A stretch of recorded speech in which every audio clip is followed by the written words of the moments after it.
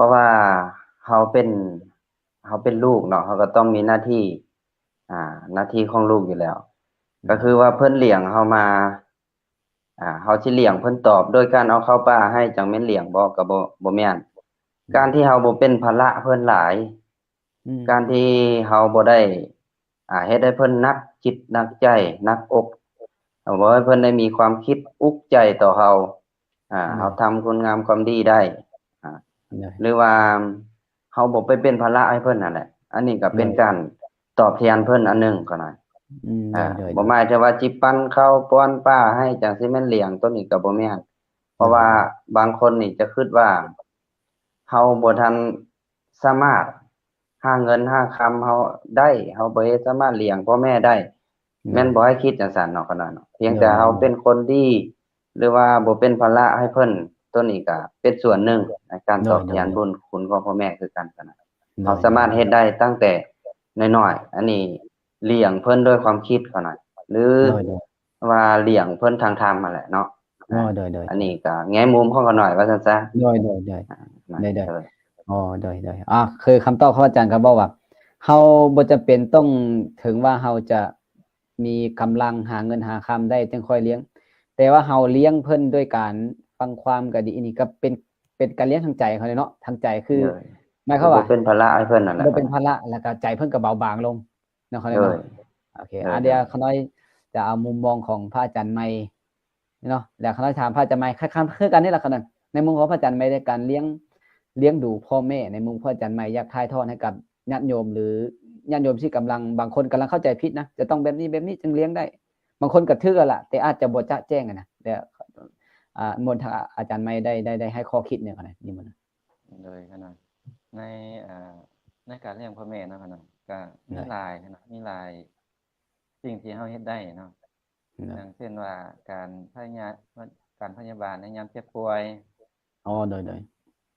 การพยาบาลในยามเจ็บป่วยคือว่าการตอบแทนคุณการ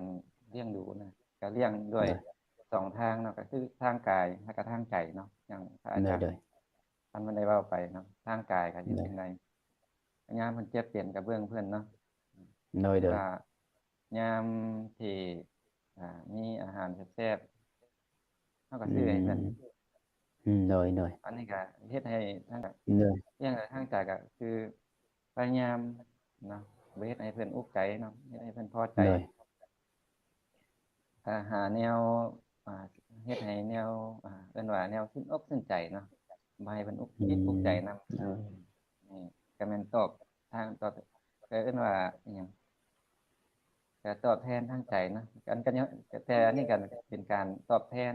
การเลี้ยงดูนะทางแต่ทางกายแต่การตอบแทนที่สูงขึ้นไปก็ยังมีอีกเนาะจะเป็นอีกระดับนึงแต่อันนี้ก็เป็นระดับขั้นต้นพื้นฐานที่เราต้องเบิ่งแยงเพิ่นเนาะเหมือนเฒ่าแก่ชรา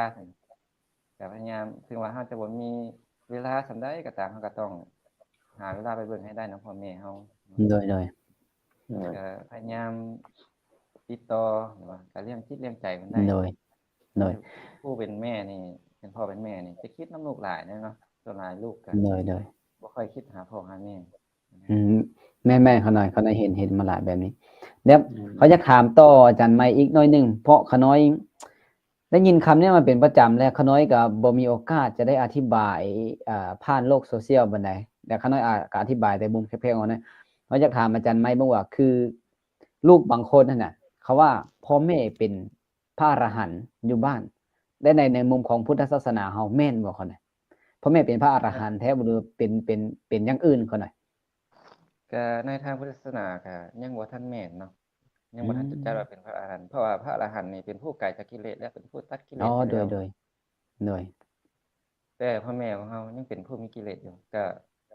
เพิ่นก็บ่ได้ยกสูงปานนั้นพระพุทธเจ้าก็ได้ยกว่าพ่อแม่นี่เป็นบุรพาจารย์เป็นพรหมของลูกเป็นบุรพาจารย์ของลูกเป็นอาจารย์เป็นผู้ที่มีคุณแก่ลูกเนาะก็บ่ได้ยกถึงว่าเป็นพระอรหันต์เพราะพระอรหันต์นี่ต้องเป็นผู้ที่คิดละกิเลสได้แล้วเนาะนั้นเนาะเป็นพรหมของโลกเนาะขนาดเนาะมันจะเหมาะกว่าเนาะขนาดเนาะโดยครับก็เอาง่ายก็คือในทางพุทธเฮาก็พ่อแม่หันถามว่าสูงบ่ก็ถือว่าสูงเขาหน่อย แต่ยังบ่สูงปลิ้วขึ้นไปจนเป็นว่าน่ะเพราะพระอรหันต์จะบ่บริโภคกามแล้วแม่นบ่เขาหน่อยแต่คือพ่อแม่เฮาอยู่ในบ้านในเฮือนเฮายังบริโภคกามยังอยากได้อยากมีอยากเป็นแม่นบ่เขาหน่อยยังเป็นห่วงยังคอยติดตามลูกเลยยังต้องหาเงินให้ลูกอยู่เรียนหนังสือสินะต้องหาอาหารจะให้ลูกอยู่สินะอันนี้คือก็จัดอยู่ในบุรพาจารย์หรือจัดอยู่ในพรหมเขาเนาะเป็นพรหมของลูกเป็นครูผู้สอนลูกเนาะให้ลูกเติบใหญ่ขึ้นมาที่จะไปห้ำเรียนสูงๆได้ก็ได้จากพ่อแม่เป็นผู้สนับสนุนก็ถือว่าเอาคือสรุปก็คือยังบ่แม่นอรหันต์ยังบ่ได้จัดอยู่ในหมวดของพระอรหันต์คือจัดอยู่ในพรหมผู้ที่มีคุณเนาะแล้วคำถามที่2ครับหน่อยคำถามที่2เดี๋ยวเขาจะถามอาจารย์ไม้ต่อเลยคำถามที่2ก็คือเป็นบ่แม่นคำถามที่2คือข้อที่2ข้อที่1เฮาตอบไปแล้วว่าคือการเลี้ยงดูพ่อแม่จะต้องเลี้ยงดูแบบนี้และวันนี้ข้อที่2คือเฮาต้องช่วยกิจหรือว่างานของเพิ่นที่เพิ่นรับคนอื่นก็ดีหรืองานของเพิ่นก็ดีนะเฮาจะช่วยแบบใดครับหน่อยจึงจะเหมาะสมที่สุดสำหรับผู้ที่เป็นลูกครับหน่อยหรือว่าเฮาบ่เฮ็ดหยังเลยบ่เห็นแล้วอยู่เฉยๆบ่โดยขนาดคือหน้าที่ของลูกนี่เนาะคืออย่างข้อแรกก็คือเลี้ยงเพิ่นเนาะข้อที่2ก็คือเรียกในการงานของเพิ่นเฮ็ดกิจก็คือพ่อแม่เนาะเฮ็ดเวียกเฮ็ดงานเฮาก็ต่างกินต่างมือพ่อแม่ได้เนาะว่าจะเป็นการยกตัวอย่างง่ายๆเรื่องการนึ่งข้าวเป่าไฟการคือเวียกอยู่ในเรือนซ่านน่ะนะเนาะล้างถ้วยถูเรือนบ่ซักเครื่องซักของให้พ่อให้แม่หรือว่าการเวียกคือเวียกในเรือนนั่นแหละเฮาก็ต้องตามตีนพ่อแม่ได้เนาะแต่ว่าการเฮ็ดเวียกงานที่เป็นเวียกที่เฮาเฮ็ดแทนได้เฮาก็เฮ็ดนี่เนาะอันนี้มันหน้าที่ของลูกเนาะต้องเฮ็ดการเบิ่งที่นอนการบรบัดสิ่งของต่างๆนี่ก็ล้วนแล้วแต่การคิดการงานเนาะมันจะเป็นอย่างเช่นว่าเฮ็ดนาเฮ็ดให้หรือว่าพ่อแม่มีกิจการอยู่แล้วเฮาก็เฮ็ดช่วยได้นะอันนี้หมายความว่าสั้นๆเนาะครับเนาะก็เข้าใจหมายความว่าคือกิจอันใดก็ตามที่เพิ่นเฮ็ดน่ะถ้าอันใดที่มันบ่เกินกำลังเฮาเกินไปเฮาก็สามารถยื่นมือเข้าไปช่วยพ่อแม่ได้ว่าจะเป็นงานเฮือนขนาดว่างานเวียกเฮือนเวียกซ่านนี่คือสิบ่หนักขนาดคือสิบ่หนักปานใดเนาะเขาได้เนาะกระทั่งจะได้ขนาดคือบางงานบางครอบครัวน่ะตัวบางคนง่ายๆแล้วก็ยังให้พ่อแม่นึ่งข้าวให้กินอยู่ได้ขนาดขน้อยว่าที่นักน่ะยังเฮ็ดกิจการงานแทนพ่อแทนแม่ยังบ่ได้อยู่โดยที่นักขน้อยคิดว่ามันมีอยู่บ่หลายปัจจัยดอกถือว่าหน้าที่ของบางคนก็ยังถ้าว่าลูกอันนี้เชิญถ้าว่าลูกหลายคนง่ายจะได้ขนาดโดยแม่นๆลูกบางคนยังเฮ็ดบ่ได้อยู่บัดนั้นแม่นคล้ายๆว่าคือมีลูกหลายคนพันนิ่งกันซะถ้ามีลูกผู้เดียวก็ขี้ค้านซะสินะอันนี้ก็ยากๆเนาะเดี๋ยวขน้อยจะขอมุมมองจากอาจารย์พันธุ์เบิ่งว่าเป็นหยังลูกบางคนท่านจะต้องได้ช่วยกิจพ่อแม่และมันจำเป็นแท้บ่จึงต้องช่วยพ่อแม่และแต่ว่าขน้อยเห็นบางคนคือเฮาถามกันเมื่อกี้ด้วยว่าบางคนก็แทนที่สิมีลูกหลายคนน่ะแต่เวียกพ่อเวียกแม่ยังเต็มอันยะอยู่แทนที่สิลูกเต้าหันสิมารับภาระช่วยแม่นั่นนี่นั่นสินะแล้วขน้อยอยากถามอาจารย์พันธุ์มันเกิดจากสาเหตุใดหรือเฮาต้องเฮ็ดแนวใดขน้อยเฮาต้องตระหนักถึงอันใดจึงจะหันเปลี่ยนตัวเองเขาอยากให้อาจารย์ให้แง่มุมว่าคนที่กำลังบอกว่าตัวเองหั่น1เฮ็ดเวียกหนักบ่ได้2มาบ่อยากช่วยเวียกพ่อแม่อยากแต่นอนอยากแต่นั่งนี่นะเขาอยากให้อาจารย์ลองอธิบายบ้างว่าเฮาควรจะเฮ็ดวิธีใดจังให้ลูกจำนวนเหล่านี้หั่นเปลี่ยนแค่ความคิดแบบนี้เขาน่ะเปลี่ยนความคิดแบบนี้เขาน่ะนิมนต์ครับโดยขนาดก็ให้เฮาย้อนกลับมาเบิ่งคืนเนาะความปรารถนาของพ่อแม่เนาะคนนั้นเนาะตอนที่พ่อแม่อยากมีลูกสิ่งหนึ่งที่พ่อแม่อยากให้มีเนาะก็คือว่าอยากให้ลูกมันช่วยเวียกงานอยู่แล้วเนาะความปรารถนาของเพิ่นนะในเมื่อว่าอยากได้ลูกก็เพื่ออยากให้มีผู้ช่วยเวียกช่วยงานเบิ่งเวียกเบิ่งงานช่วยเพิ่นบ่ว่าแต่ตอนเพิ่นยังเฮ็ดได้บ่ก็แปลงเบ้าตีนมือเพิ่นหรือว่าเพิ่นเฮ็ดบ่ได้แล้วก็อยากให้ลูกนั่นแหละเป็นผู้เฮ็ดแทนไปจังซี่เนาะแต่ว่ามาเบิ่งในเชิงที่คนในสังคมปัจจุบัน บางคนก็มีลูกฮอด10คนแต่ก็บ่ได้ช่วยเวียกช่วยงานเพ้อๆก็ฮอดบ่ได้ทำหน้าที่เลยหั่นนะหน้าที่ของความเป็นลูกเนาะต่อพ่อแม่ตัวนี้ก็ถือว่าสังคมเราก็ยังบ่ทันเข้าใจถึงหน้าที่ของความเป็นลูกว่าซั่นซะบกพร่องต่อหน้าที่ข้อนี้เนาะโดยขนาด และเขาได้ถามอาจารย์ต่อว่าคือเฮาบ่ช่วยเวียกพ่อแม่เลยนี่นะแล้วมันมีผลกระทบอีกต่อเฮาบ่นะมีผลกระ โด ท ย บบ่ มีเขาหน่อยถือว่าผู้นั้นเป็นผู้ที่บกพร่องต่อหน้าที่ของตัวเองแล้วก็จะเป็นลูกที่บ่ดีเขาหน่อยเนาะคันเป็นลูกที่บ่ดีแล้วก็ถือว่าสังคมก็จะรังเกียจอิหยังไปต่างๆนานาแล้วก็เฮ็ดเวียกเฮ็ดงานก็จะบ่ขึ้นบ่เกินเขาหน่อยโดยอันนี้ก็ถือว่ามุมมองเขาหน่อยเนาะโดยขน้อยก็อนุโมทนาท่านอาจารย์ทั้งสองคนนะแต่ขน้อยจะเสริมน้อยหนึงคนนั้นเพราะว่ามุมของณปัจจุบันนี้ขน้อยคือสังคมณปัจจุบันนี้นะขน้อยเห็นมาหลายคนเลยว่าพ่อแม่มีลูก3คน4คน5คนหรือแม้กระทั่งเป็น10นี่นะแต่หาคนที่จะมาเบิ่งพ่อและแม่เพียงแต่2คนเผลอๆกับพ่อก็เสียยังเหลือแต่แม่เผลอๆกับแม่เสียเหลือกับพ่อสินะเหลือแต่พ่อสิบัดนี้แล้วแหละแต่ว่าลูกขนาดบักหลายคนนะก็อยู่พุ่นอยู่พี่อยู่เจนั้นเจนี่แล้วก็บ่มีเวลามาเบิ่งพ่อแม่เลยขน้อยคิดว่า1สาเหตุที่1ที่ข้าเจ้ายังข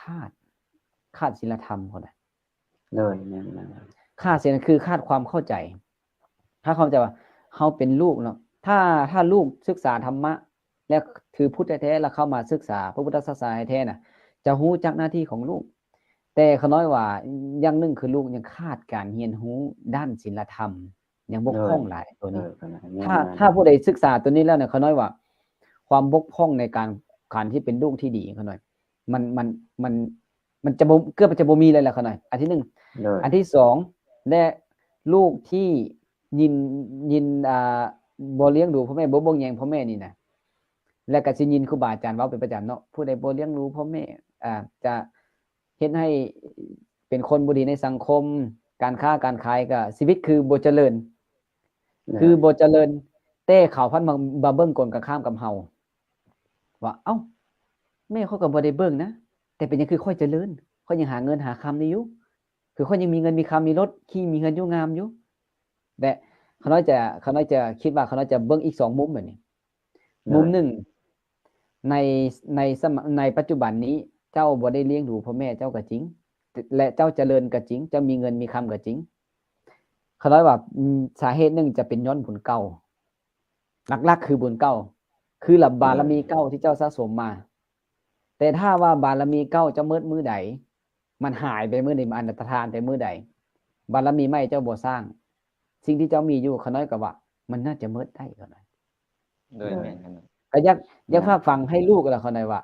ถึงเฮาเจ้าคืออาจารย์ไม้ก็อาจารย์พันว่าเฮาจะบ่มีเวลาน้อยหลายส่ำใดก็ตามแต่ขอให้แบ่งเวลามาเบิ่งพ่อแม่ถ้าจะบ่ได้มาเลี้ยงดูอีหยังก็ย่านะบ่ได้มาเบิ่งช่วยเวียกก็อย่าขอให้มาให้เพิ่นเห็นหน้าเขาน้อยว่าผู้เฒ่าเขาจะมีกำลังใจคืออย่างน้อยก็ลูกมาหาบ่ได้ช่วยเวียกอีหยังก็ตามแต่ยิ่งเป็นการดีกว่านั้นคือเวียกงานที่เพิ่นเฮ็ดอยู่น่ะว่าจะเป็นรับงานมาแต่บนอื่นใช่มั้ยคือเขาเห็นช่วงเดือนบ่ว่าเดือนใดในบ้านเฮามันมีประจำเนาะสมมุติคืองานดองสินะบัดเชิญมาหาเฮาซะหาพ่อแม่เฮาพอจะแบ่งเบาเพิ่นได้เฮาก็ไปแม่นบ่เขาหน่อยคือไปงานขวัญเฮาแบ่งเบาเพิ่นได้เฮาก็ไปแม่นบ่เขาหน่อยเฮาฉะนั้นเฮาบ่จำเป็นจะต้องไปปลูกผักปลูกหญ้าบ่จำเป็นต้องเฮ็ดเวียกอย่างหนักๆอย่างเดียวนะคือแบบนี้นะงานขวัญงานดองงานแต่งงานอีหยังนี่นะ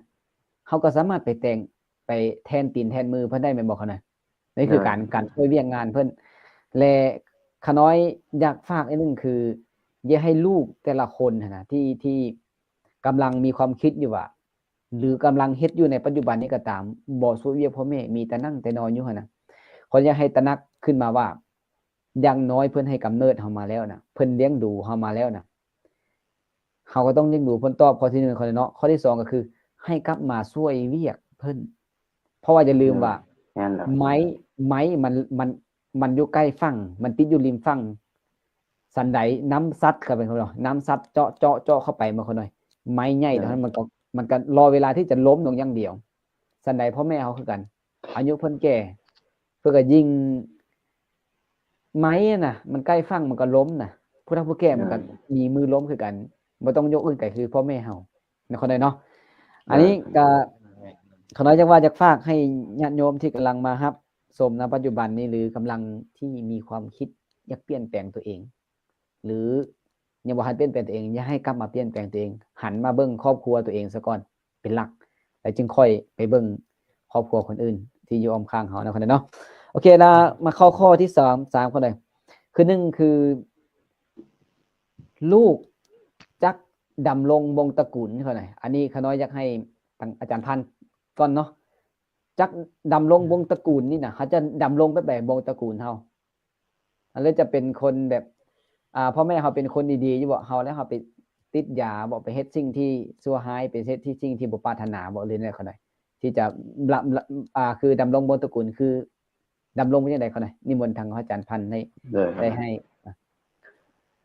ก็หมายถึงว่าการดำรงวงศ์ตระกูลให้คงไว้บ่ให้เสื่อมเสียเนาะอยู่ในที่นี้ก็ขน้อยเองก็สิอธิบายแบบพื้นบ้านเนาะพื้นบ้านก็คือหมายถึงว่าเพิ่นได้สร้างตระกูลเฮามาแล้วเฮาต้องเป็นผู้ที่รักษาไว้เฮาเป็นลูกก็รักษาสืบทอดวงศ์ตระกูลตัวเองให้มันคงไว้นั่นก็คือการที่เป็นคนดีขนาดการที่บ่เป็นคนชั่วซะบ่เป็นการที่นำพาเอาวงศ์ตระกูลเฮาไปตกต่ำหรือให้ผู้อื่นเหยียบย่ำเนาะเว้าให้เสียดสีใส่วงศ์ตระกูลให้เสื่อมให้เสียเขาหน่อยก็มีแต่เฮาต้องเป็นคนดีเป็นคนดีสืบพ่อสืบตระกูลเฮาไว้ให้มันคงไว้เขาหน่อยโดยก็คือบ่เป็นลูกอันชั่วอันใดเขาหน่อยเป็นคนดีเป็นลูกที่ดีให้พ่อแม่เนาะโดยแล้วลักษณะนั้นนี่เขาหน่อยโดยแล้วก็น้อยมาเห็นซุมื้อนี่นะบางเทื่อลูกก็บ่คิดถึงเรื่องนี่แหละอาจารย์ถ้าเฮาจะอธิบายด้วยวิธีใดแบบอยากให้ลูกนึกถึงณจุดนี้เอาไว้แน่นะเพราะว่ามาเห็นแล้วลูกซุมื้อนี่แบบบ่ถือกับวงตระกูลตัวเองก็แบบสูงสักดีอยู่แต่ว่ามาเจอรุ่นลูกปุ๊บมันด้อยลงไปเลยนะความการนับถือของสังคมก็น้อยลงความนับถือของญาติพี่น้องก็น้อยลงเขาจะเฮ็ดวิธีเด็กให้เขาเจ้าตระหนักถึงวิธีเด็กก่อนนะลองอาจารย์หน่อยให้ข้อคิดแล้วกันเกี่ยวกับสังคมปัจจุบันเนาะก็จะมีส่วนหนึ่งว่าพ่อแม่หันก็ถือว่าเป็นคนมีหน้ามีตาว่าซั่นซะเนาะแต่บัดลูกมาบัดว่า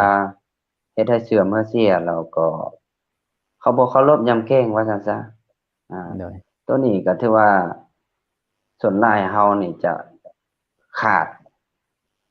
าดการตระหนักไว้ว่าเฮานี่พ่อแม่เฮาเป็นคนที่มีอิทธิพลอยู่แล้วเป็นคนที่มีคุณงามความดีไว้แล้วแต่ว่าเฮานั่นบ่ได้สืบสานจากคุณงามความดีของพ่อเนาะแล้วปล่อยปละละเลยจากความมันเป็นลูกที่ดีเป็นลูกของพ่อแม่ที่ได้สร้างไว้สร้างดำรงวงศ์ตระกูลไว้ดีแล้วแต่ว่าเฮากลับเป็นผู้ที่บ่ใส่ใจเรื่องกับหน้าที่ของตัวเองให้มันดีว่าซั่นซะเป็นคนที่บ่ได้สนใจกับเรื่องหน้าที่ว่าซั่นซะหน้าที่ของตัวเองว่าเฮาจะควรเฮ็ดแนวใดต่อวงตระกูลของตัวเองจะเฮ็ดแนวใดไปร่ำไปเรียนบ่หรืออิหยังต่างๆก็บ่ได้สนใจตัวนี้ก็เลยเฮ็ดให้สกุลของตัวเองบ่เป็นที่นับหน้าถือตาไปเนาะพ่อแม่เสียไปแล้วก็แล้วไปเลยจังซี่นะก็แม่นย้อนเป็นย้อนเฮาเองนั่นแหละก็ได้บ่ได้สืบสานบ่ได้ตระหนักถึงหน้าที่ของตัวเองก็ได้โดยโอเคเนาะคณะเมตตาพระอาจารย์เนาะเดี๋ยวลองมุมของพระอาจารย์ใหม่เบิ่งว่าการรักษาวงตระกูลนี่นะสำคัญบ่อาจารย์ใหม่สำคัญบ่เป็นหยังต้องรักษาแล้วมันสำคัญบ่การรักษาอันนี้มันน่าจะจังโดยขนาดก็สำคัญหลายขนาดการรักษาวงตระกูลอย่างเช่นว่าพ่อแม่เฮาเนาะจะเป็นคนมีหน้ามีตาเป็นคนที่เฮ็ดคุณงามความดีมาก่อน เป็นคนสร้างตระกูลมาให้มีชื่อมีเสียงได้มีคนเคารพนับถือมีคนนับถือนี่นะมันก็สมควรจะรักษาไว้อย่างเช่นว่าพ่อแม่เป็นคนที่มีศีลมีธรรมเนาะ โดยเป็นคนมาเข้าวัดฟังธรรมเนี่ยวงตระกูลเฮ็ดมาดีเนี่ยเฮาก็ควรจะเอาแบบอย่างดำรงไว้ให้คงอยู่เนาะพ่อแม่เข้าวัดเขาว่าเฮาก็พยายามเข้าวัดเขาว่าศึกษาธรรมะเนี่ยพ่อแม่เอื้อนว่าปฏิบัติตามข้อวัดหรือว่าข้อประพฤติของพ่อแม่ที่ได้เฮ็ดมาดีแล้วนะพ่อแม่เข้าวัดเฮาก็เข้าวัดพ่อแม่ให้ทานเฮาก็ให้ทานพ่อแม่ส่งสังหารสันเพลนะดูแลรักษาคำสอนศาสนาเฮาก็พยายามเฮ็ดให้มันดีขึ้นเนาะแล้วก็การเฮ็ดกับพี่กับน้องเนาะพ่อแม่เฮาเฮ็ดกับพี่กับน้องการไปมาหาสู่การเยี่ยมการเบิ่งการแย่งกันกับญาติพี่น้องนะพ่อแม่เฮาเฮ็ดมาดีเฮาก็เฮ็ดสืบต่อไปนะเพื่อให้วงตระกูลของเฮามันยิ่งขึ้นไปเจริญยิ่งขึ้นไปนี่นะการรักษาแบบนี้ก็คือว่าเฮ็ดให้ดำรงวงตระกูลแล้วก็เฮาบ่เข้าไปยุ่งเกี่ยวกับการพนันอบายมุขนะเพราะว่าถ้าเฮาไปยุ่งกับการพนันการเที่ยวเบิ่งการละเล่นการไปยุ่งแบบนี้คือการเฮ็ดให้ตระกูลล่มนะเพราะว่าเงินอยู่ในวงตระกูลนั่นน่ะก็จะสูญเสียไปกับสิ่งเหล่านี้เนาะอบายมุขการเสพเพแบบนี้นะจะเฮ็ดให้รักษาวงตระกูลบ่ไว้ได้เนาะบ่คงไว้ได้เพราะว่าอย่างอบายมุขก็คือปากทางแห่งความเสื่อมนะถ้าเฮาไปทางนี้วงตระกูลก็จะเสื่อมก็บ่สามารถรักษาไว้ได้นะฉะนั้นการรักษาวงตระกูลเนาะก็ต้องเบิ่งว่าพ่อแม่เฮาเฮ็ดหยังเฮ็ดหยังมาเนาะปฏิบัติแนวใดพ่อแม่วงตระกูลของพ่อแม่จึงมีชื่อมีเสียงอยู่ได้นะอันนี้ให้เฮาพิจารณาเบิ่งให้เบิ่งว่าพ่อแม่เฮาควรจะเอาแบบอย่างพ่อแม่นั่นแหละเพื่อเราผู้แก่ผู้ย่าตายายเนาะที่ได้ดำรงไว้เฮาก็เดินตามแบบอย่างนะก็จะถือว่าดำรงวงตระกูลโดยประมาณนี้นะอาจารย์เนาะก็หมายความว่าคือมันบ่จำเป็นต้องว่าเป็นตระกูลเฮาที่สูงสักเฮาจึงดำรงไว้แม่นบ่คั่นน่ะตระกูลเฮาเป็นตระกูลน้อยก็ย่านะขอเพียงแต่เฮารักษามาตรฐานเอาไว้ได้1คือรักษามาตรฐานนั่นแหละบ่ให้โดยขนาดบ่ให้มันเสื่อมเสียกว่าเก่าคั่นบ่ให้มันเสื่อมเสียแล้วอันที่2ขน้อยว่าลูกยังมีสิทธิ์ที่จะเพิ่มคือเฮ็ดให้วงตระกูลเฮาหันใหญ่กว่าเก่าได้สมมุติคือสมมุติว่าคือวงตระกูลเฮาเนาะมีแต่คนแต่นับถือในเฉพาะบ้านสมมุติคือรุ่นพ่อแม่เฮานะแต่มันรุ่นเฮานี่สามารถเฮ็ดให้คนนับถือได้เป็นเมืองเป็นแขวงได้ขน้อยว่าสามารถเฮ็ดได้ขน้อยบ่จำเป็นต้องว่าแต่ก็คืออาจารย์เว้าทั้ง2เว้าแล้วว่าวงตระกูลนี่น่ะมันต้องเฮาได้รักษาและลูกก็สามารถเพิ่มปริมาณให้วงตระกูลเฮายิ่งขึ้นไปได้บ่หมายความว่าต้องรักษาอย่างเดียวสามารถเพิ่มได้เนาะเนาะเพิ่มให้มันสูงขึ้นได้ขน้อยแต่บางคนก็เอาละเฮารักษาโอเครักษาได้ก็ยิ่งเป็นการดีถ้าวงตระกูลเฮาดีอยู่แล้วถ้าสมมุติว่าวงตระกูลเฮาบ่ดีเด้บัดนี้เฮาต้องสร้างให้มันดีแสดงว่าคือแบ็คกราวด์นี่นะแบ็คกราวด์คือพ่อแม่เฮานี่นะมันหมายความว่าขออนุญาตเนาะบางครอบครัวมันแบบมันล่มแล้วนะบ่มีคนนับถือแล้วอยู่บ้านสมมุติอยู่บ้านขอซะพ่อแม่ค่อยๆนี่สมมุติบ่มีคนนับถือละในบ้านก็บ่นับถือแม้กระทั่งพี่น้องตัวเองบ่นับถือแล้วสินะแต่เขาว่าลูกนี่นะสามารถฟื้นฟูวงตระกูลให้ได้วงตระกูลที่ตัวเองอยู่ในบ้านหรืออยู่ในเมืองคนบ่นับถือได้น่ะกลับมานับถือได้เขาหน่อยลูกสามารถเฮ็ดได้หรือว่าเพิ่มวงตระกูลตัวเองขึ้นได้บ่เฉพาะแต่รักษาอย่างเดียวคือเพิ่มได้เนาะเขาเนาะโอเคนี่ข้อที่3มานี่ข้อที่4วันนี้คือเฮ็ดแนวใดเขาหน่อยเฮาจึงปฏิบัติตนให้เป็นผู้ที่สมควรที่จะได้รับบุญมรดกจากพ่อแม่เขาหน่อยเดี๋ยวขออาจารย์ไมค์ก่อนเนาะอาจารย์พันเนาะเดี๋ยวขออาจารย์ไมค์ก่อนโอเคนิมนต์ทั้งอาจารย์ไมค์เนาะโดยขนาดการที่เฮาจะประพฤติตนให้เหมาะสมกับเป็นทายาทหรือว่ารับมรดกนี่หลักๆแล้วถ้าเฮาเฮ็ดหน้าที่ที่เว้ามานั่นน่ะก็สมควรแล้วกันนะการเลี้ยงดูการเฮ็ดการงานช่วยการดำรงวงตระกูลนี่ถ้าเฮาเฮ็ดหน้าที่มานี่ก็ถือว่าปฏิบัติสมควรเป็นทายาทหรือว่าสมควรรับมรดกแล้วนะอันนี้ให้กลับไปเบิ่งตัวนี้เนาะสั้นๆกลับไปเบิ่ง1 2 3โดยขนาดเนาะข้อ1ข้อ2ข้อ3เนาะเนาะแล้วขน้อยอยากถามต่อ และลูกบางคนนั่นน่ะ แบบอีหยังวะครอบครัวตัวเองเป็นครอบครัวที่สมบูรณ์แบบพ่อแม่มีเงินมีคำให้แล้วเป็นอย่างคือลูกกันน่ะบ่จะคิดหยังและต้องการแค่มูลมรดกอย่างเดียวนี่น่ะทำตนเหมาะสมบ่คั่นน่ะเรียกก็บ่เฮ็ดงานก็บ่ทำเถียงพ่อเถียงแม่นั่งกินนอนกินสินะเพราะว่าเพราะหมายความว่าคือพ่อแม่ตัวเองมีอยู่แล้วบ่เฮ็ดบ่ช่วยเวียกช่วยงานอาจารย์เคยเห็นบ่อาจารย์พันธุ์ เลย เคยเห็นเลยขนาดแบบ ก็มีอยู่นะ คือลูกแบบหมายความว่าคือพ่อแม่มีเพียบพร้อมทุกอย่างเลยลูกแล้วแบบบ่เฮ็ดอีหยังหั่นน่ะถ้ากินแล้วแต่พ่อแม่อย่างเดียวสินะเขาถามอาจารย์ไม่ว่าเหมาะสมบ่ขนาดคนประเภทนี้ เลยคือประเภทนี้ก็ถามว่าเหมาะสมบ่ก็มาเบิ่งตามหน้าที่แล้วก็ยังบ่เหมาะสมขนาดนั้นเพราะว่าถ้าว่าเฮาทำตัวแบบนี้นะเฮ็ดตัวแบบนี้ การที่เฮาจะเอามรดกเพิ่นไปนะก็บ่ได้อยู่กับเฮาโดนเนาะเจ้าต่อยอดบ่ได้ถ้าเฮาเป็นคนแบบนี้ยังเฮ็ดหน้าที่บ่ได้คือเฮาเป็นคนเกเรเป็นคนที่บ่เฮ็ดเวียกงานขี้คร้านนี่นะเฮาเอามรดกเพิ่นไปก็บ่สามารถจะรักษาไว้ได้เช่นว่าเพิ่นอาจจะแบ่งดินให้เฮาก็อาจจะไปขายเอารถให้ก็อาจจะเฮาอาจจะไปขายเฮาขี้คร้านเลยเมื่อหมดบ่มีอันจะอยู่จะกินก็ไปขายแบ่งเรือนให้ก็บ่เบิ่งบ่แยงบ่สามารถรักษาไว้ได้นะยิ่งติดการพนันติดการเล่นติดยาเข้าไปนะก็บ่สามารถรักษามรดกเพิ่นได้บ่สามารถสืบทอดได้ เพราะว่ามรดกที่เพิ่นเอาให้เนาะเพิ่นก็วางให้ไปสร้างเนื้อสร้างตัวไป เลย เอิ้นว่าเฮ็ดให้เกิดดอกออกผลเนาะไปขยายต่อไปรักษาไว้เพื่อจะให้มีมรดกของเพิ่นวางไว้เนาะ เลย มี เลย มูลมีมั่งเนาะเว้าง่าย เลย ๆแต่ถ้าเฮาอย่างที่เว้าไปเนาะอย่างที่พระอาจารย์เว้าได้เว้าไปถ้าบ่เฮ็ดเวียกบ่เฮ็ดงานยิ่งติดลิ้นติดยาเข้าไป ยิ่งจะอันนั้นบ่ได้เลยครับ บ่สมควรเนาะบ่สมควร ฮะ บ่สมควรอ่ะ เลย หมายความว่าคือเพิ่นให้กันละอายต่อใจตัวเองเนาะโอเคเนาะเดี๋ยวน้อย กลัวสิโดยกลัวเพิ่นสิหามาได้นี่ครับโอ้เลยนำให้กัน เลยโอเคนะเดี๋ยวขน้อยจะถามมุมของพระอาจารย์พันธุ์แล้วจะถามพระอาจารย์แบบนี้พระอาจารย์พันธุ์คือซุมื้อนี่นะบางครอบครัวที่กระเจ้ามีแล้วหั่นน่ะกระเจ้ามีเพียบพร้อมแล้วกระเจ้าแบบจัดหาไว้ให้ลูกทุกสิ่งทุกอย่างเนี่ยเขาน้อยว่าเขาจะให้อาจารย์ให้มุมมองต่อผู้ที่จะรับมรดกกับให้มุมมองต่อผู้ที่กำลังให้มรดกเขาหน่อยผู้ที่กำลังให้นี้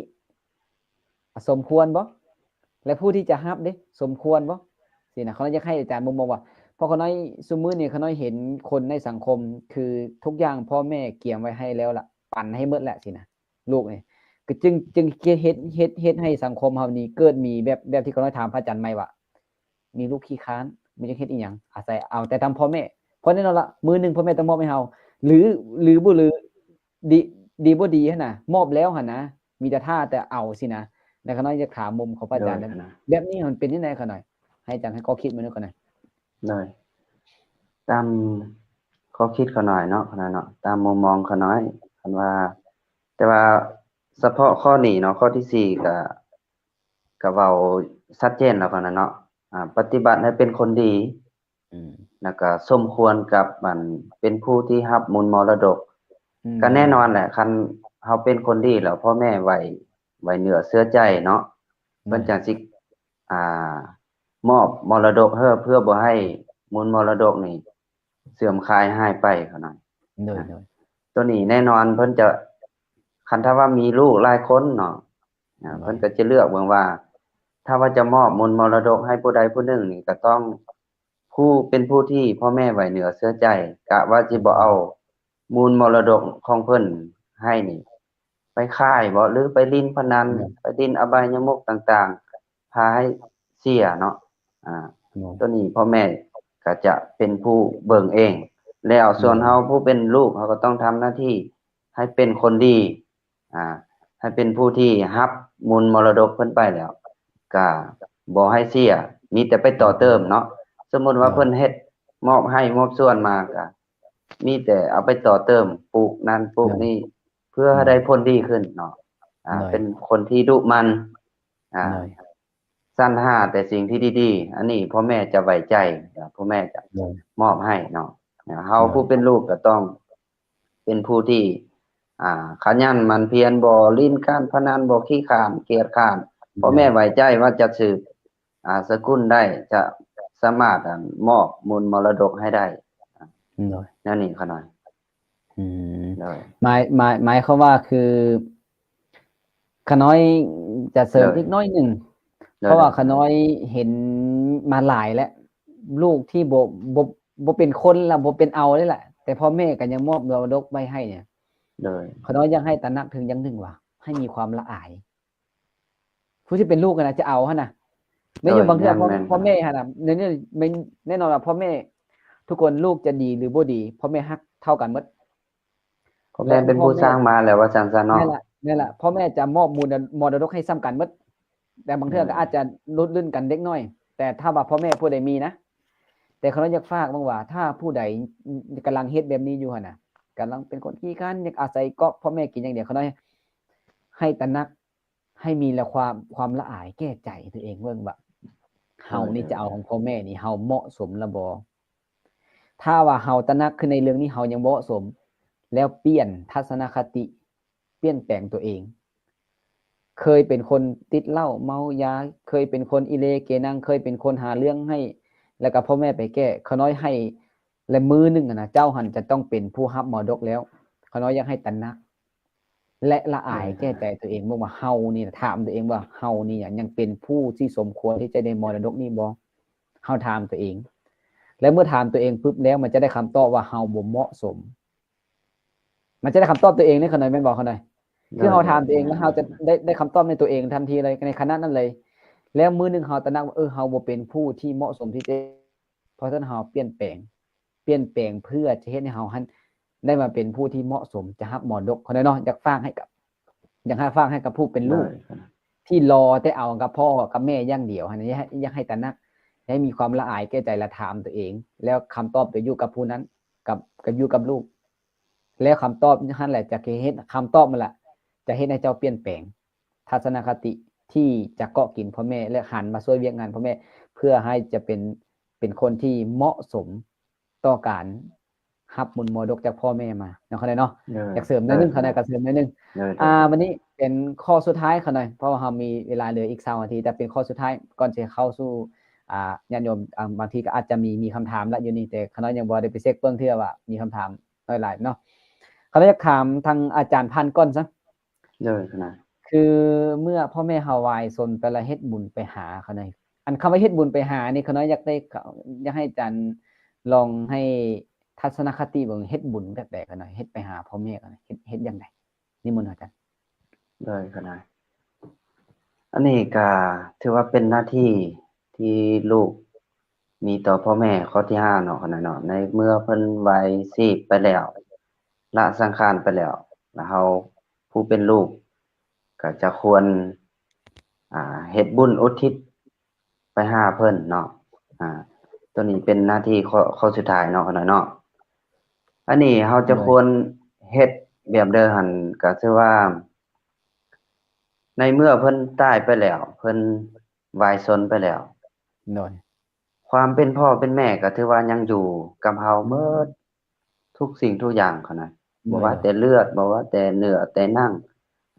เฮาจะบ่ควรลืมเงา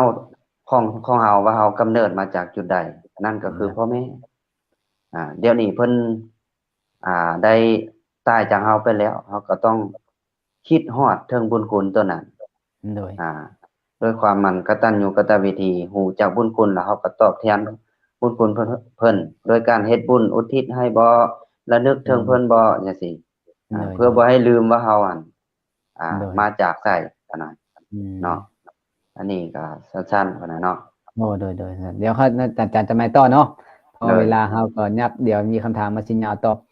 แต่ว่าขาน้อยเห็นมาหลายกันไหมบางคนหันพ่อแม่เสียไปแล้วปุ๊บลืมเลยเอาละแม่บ่อยู่นำเฮาละแต่บางคนนี่นะแบบแซงให้บ่ทันตายก็แซงให้ตายก็เดี๋ยวนะเฮ็ดจังได๋น้อจังบ่เป็นภาระให้ค่อยหน่อยบางคนก็แซงนั่นนี่นะ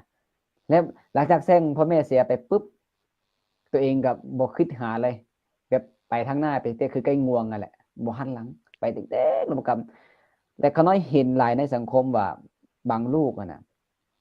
บ่นึกถึงบ่คำนึงถึงว่าตัวเองมาแต่ไสคืออาจารย์พันธุ์ว่าเมื่อกี้นี่ขน้อยถูกต้องขนาด 100% แต่เขาถามอาจารย์ใหม่เบิ่งว่า ผู้ที่เป็นลูกนี่นะควรยังยิ่งบ่ที่จะต้องเฮ็ดบุญหาผู้ที่วายส่วนคือพ่อแม่เฮาเนี่ยผู้มีคุณต่อเฮานี่นะอันดับ1นี่นะคนควรยังยิ่งบ่คนน่ะถามอาจารย์ว่าควรยังยิ่งบ่ โดยขนาด อันนี้ ควรหลายขนาดเพราะมาเบิ่งหน้าที่ของลูกเนาะที่ว่า อืม ได้มีเนาะก็คือมีอยู่นะ5นาทีเนาะและหน้าที่ที่5นี่ก็ควรกันหน่อยคือหน้าที่ของลูกเมื่อถ้าลงรับไปแล้วเฮาก็ควรจะเฮ็ดบุญไปหา โดย เพราะว่าด้วยการใส่บาตรแล้วก็อุทิศบุญไปหาการถวายทานแล้วก็อุทิศบุญไปหาอันนี้ก็แม่นการทำบุญคือการอุทิศไปหาแล้วเฮาก็สามารถเฮ็ดได้ง่ายๆเนาะ อืม เพราะว่ามาเบิ่งในสังคมคุมื้อนี้ถือว่าชาวพุทธเฮาเนาะหรือว่าอันหน้าที่ของลูกเนี่ยเฮ็ดได้หลายเนาะเฮ็ดได้ดีหลาย โดย ส่วนหลายพ่อแม่ก็ส่วนหลายเนาะส่วนหลายเลยที่เห็น เมื่อพ่อแม่ลงรับไปแล้วก็มักจะตั้งกองนำพระสงฆ์ไปรับทานเพื่อจะเฮ็ดบุญอุทิศไปหานี่เห็นหลายนี่ก็น่าอนุโมทนาเนาะชาวพุทธเฮาเฮ็ดได้ดีหลายเนื่องในวันศีลเนาะเฮาก็ถ้าว่างเฮาก็เข้าไปตักบาตรหรือว่าไปถวายอาหารแก่พระสงฆ์แล้วเฮาก็สามารถอุทิศบุญไปหาพ่อแม่เฮาได้เนาะ โดย บ่จำเป็นว่าเฮาต้องตั้งกองบุญต้องเอาพระสงฆ์มาอยู่เฮือนเฮาเฮ็ดตามกำลังเฮานะเฮาอาจจะไปเข้าวัดนะถวายอาหารสันเพลหรือไปใส่บาตรบุญเกิดแล้วเฮาก็สามารถอุทิศไปให้พ่อแม่ได้ในการเฮ็ดบุญกัน แต่อาจารย์เขาน้อยถามอาจารย์เนี่ยสมมุติคือให้เขาเฮ็ดความดีนี่ในเพราะว่าเขาน้อยได้ยินคำของพระอาจารย์พันธุ์ว่าเมื่อกี้ว่าพ่อแม่ตายไปแล้วแต่พ่อแม่ยังอยู่ในเฮาก็คือเลือดเนื้อเสื้อไขของเพิ่นนี่นะที่เป็นของเฮานี่นะก็ได้มาจากเพิ่นเป็นบ่เขานั่นแล้วถามว่าคือลูกไปเฮ็ดความชั่วนี่นะมันจะส่งผลกระทบอีหยังไปหาพ่อแม่ผู้ที่เสียไปบ่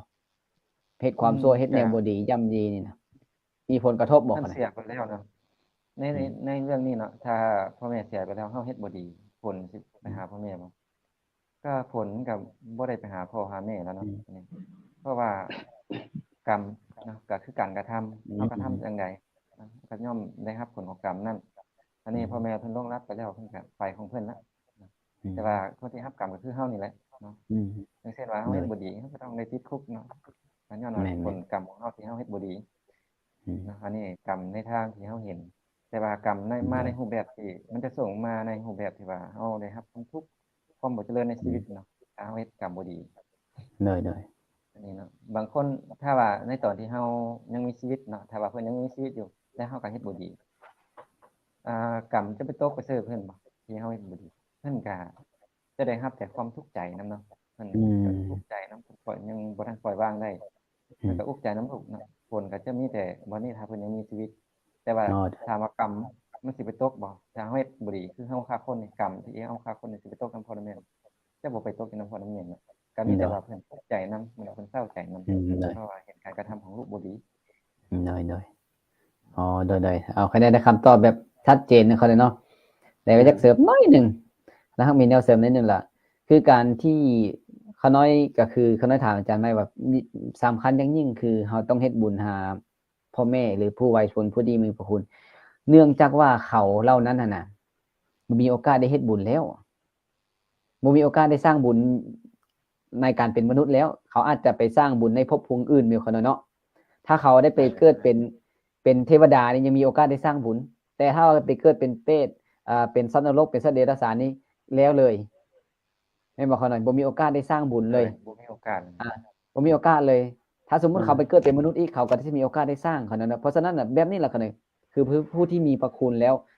เมื่อเขาวายชนไปแล้วเฮาบ่ฮู้ว่าเขาหันไปเกิดอยู่หม้องใดเพราะเขาแล้วนั่นน่ะบางเทื่อก็ไปเกิด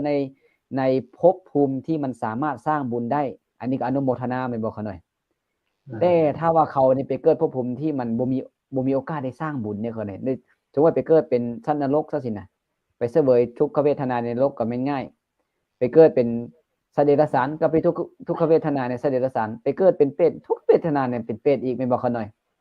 เพราะฉะนั้นหรือว่าไปเกิดเป็นเทวดาก็ยกระดับขึ้นไปเขาอาจจะเป็นเทวดาอาจจะมีโอกาสได้สร้างบุญ แล้วเกิดไปเป็นมนุษย์อะไรสร้างบุญนี่นะขนาดเนาะจังว่า โดย ผู้ที่วายส่วนเส้นว่าคือพ่อแม่เฮานี่เพราะว่าเขาน้อยเชื่อมั่นว่าลูกในโลกนี้ หรือว่าบุคคลในโลกนี้บ่สามารถการันตีได้ว่าบุคคลผู้นี้ตายไปแล้วไปเกิดใส่บ่มีผู้ใดการันตีได้ขนาดในโลกนี้นะเพราะว่าเนื่องจากมันไปด้วยกรรมขนาดนั้นบ่คือการกระทำของเฮาตอนเป็นมนุษย์ ถ้าเฮาเฮ็ดกรรมดีหลายก็ไปเกิดในที่ที่ดีแม่นบ่ขนาดไปสู่สุคติ ถ้าสร้างกรรมชั่วไว้หลายก็ไปเกิดในทุกขติ แต่ทั้งนี้ทั้งนั้นล่ะเฮาบ่ฮู้เลยว่ามื้อที่เขาสร้างความดีเฮาอาจจะเห็น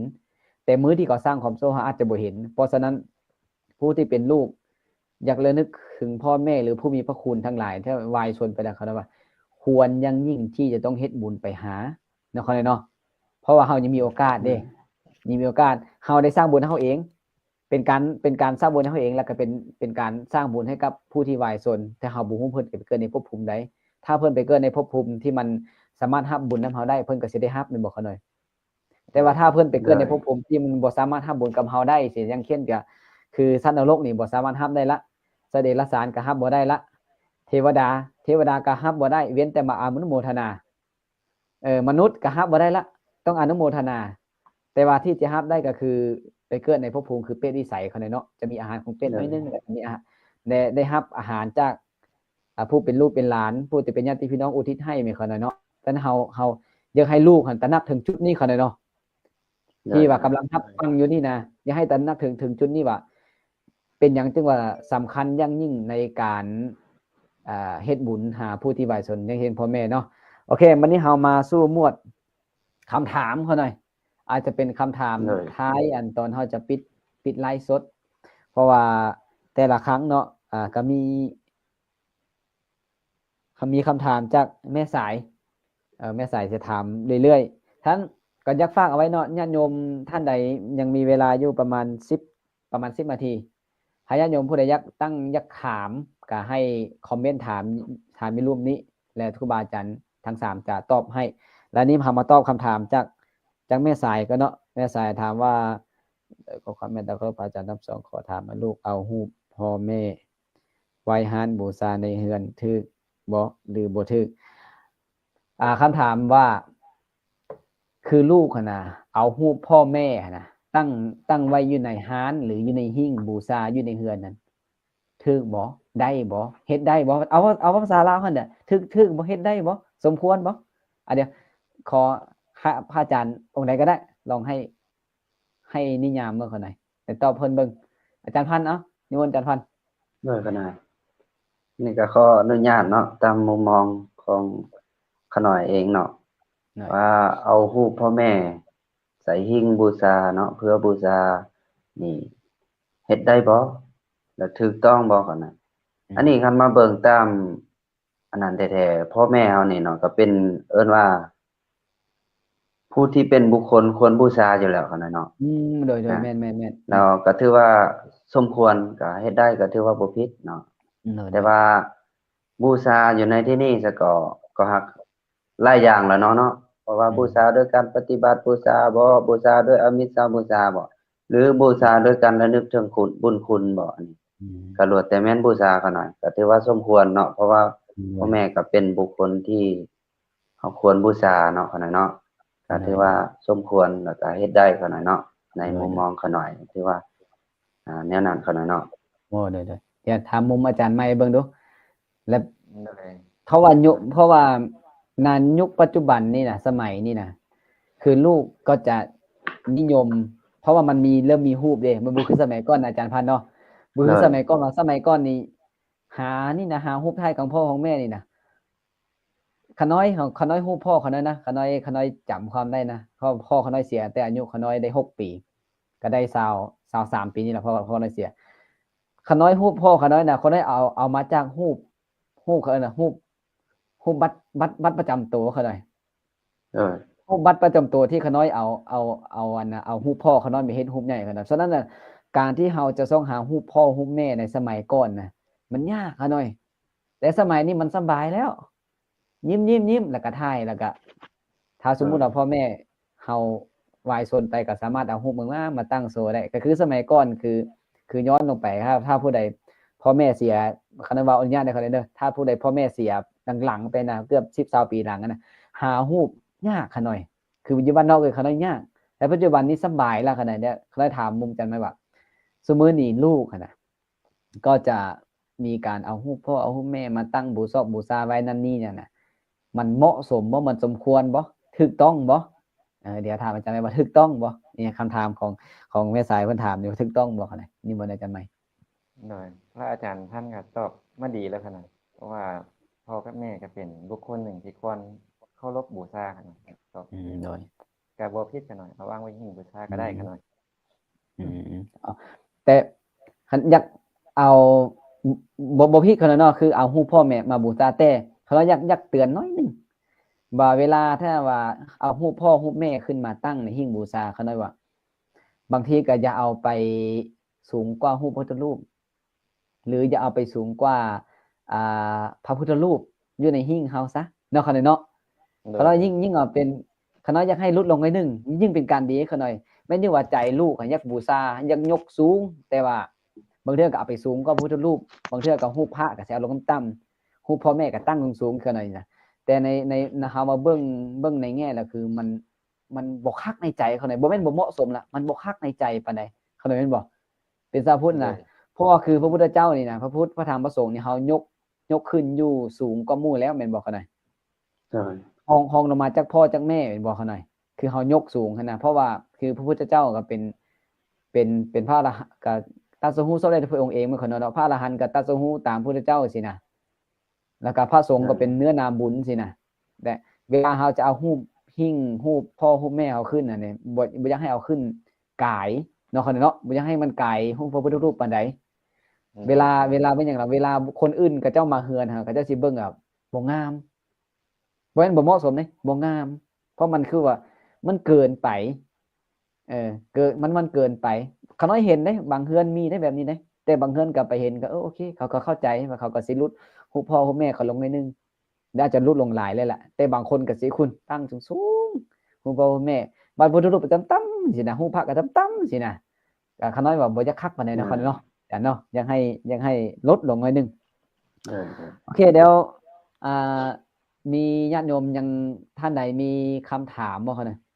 ท่านใดมีคำถามแล้วจะให้ถามก่อนจะหมดเวลาเนาะยังมีเวลาอีกประมาณอยู่5 นาทีถ้าญาติโยมท่านใดมีคำถามจะเป็นคำถามสั้นหรือคำถามยาวก็อยากให้คอมเมนต์ถามเนาะสิ่งที่เรายังคาใจสมมุติคือเราเป็นอาจารย์เนี่ยเป็นครูสิเนาะเป็นครูซะหรือว่าเราเปิดโรงเรียนด้วยตัวเองสินะเรามีโรงเรียนเป็นเอกชนโรงเรียนตัวเองสินะเราเปิดขึ้นมาแล้วเราอยากเอาพระพุทธรูปไปไว้อยู่เทิงกระดานแล้วแต่ละมื้อเฮาสิพาเด็กน้อยไปพระได้บ่สินะอันนี้ขน้อยว่าขน้อยอยากแนะนำได้ขน้อยอาจารย์ตะพันว่าเป็นขน้อยอยากแนะนำว่าคือสมมุติเฮามีโรงเรียนด้วยตัวเองสิเนาะแล้วมื้อนึงเฮาเปิดโรงเรียนปึ๊บแล้วเฮาอยากให้เฮาอยากสร้างกิจกรรมให้กับนักเรียนเฮานี่นะเฮาละเอารูปพระพุทธรูปเอาพระพุทธรูปนี่ล่ะไปตั้งไว้สิอยู่เทิงกระดานสิเทิงหัวเฮาเนี่ยแต่ละมื้อเฮาละไปเนี่ยพานักเรียนไว้พระก่อนเขาเรียนเนี่ยดีบ่อาจารย์พันดีบ่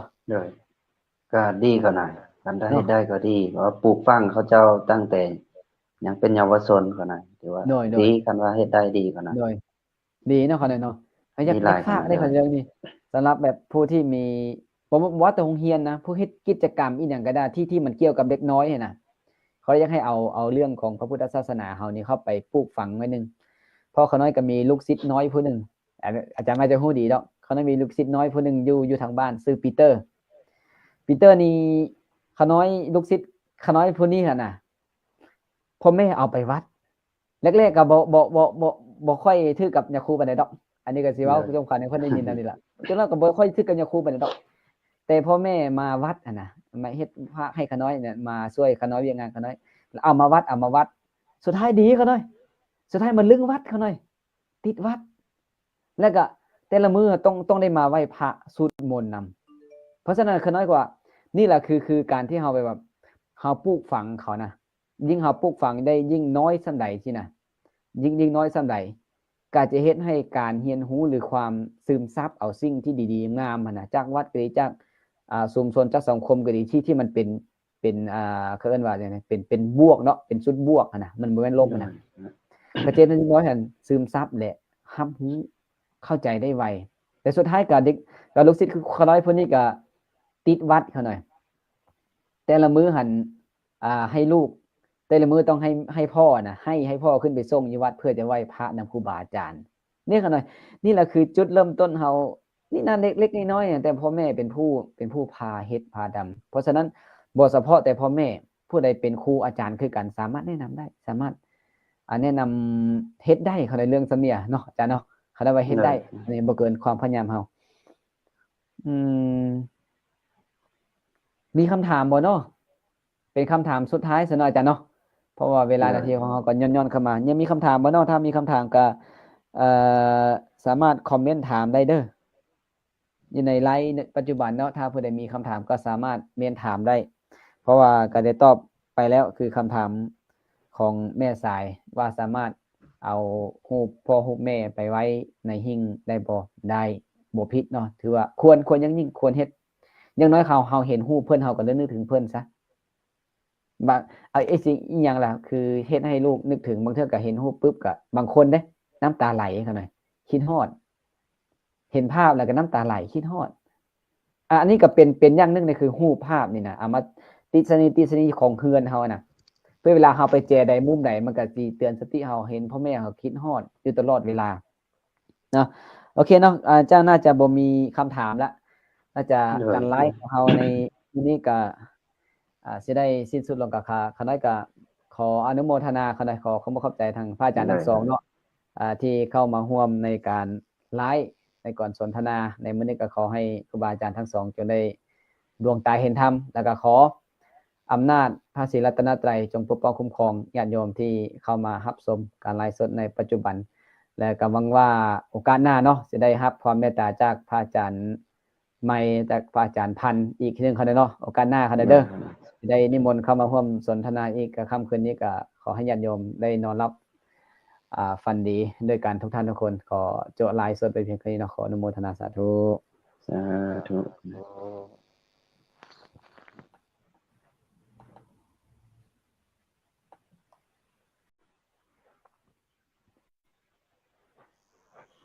โอเค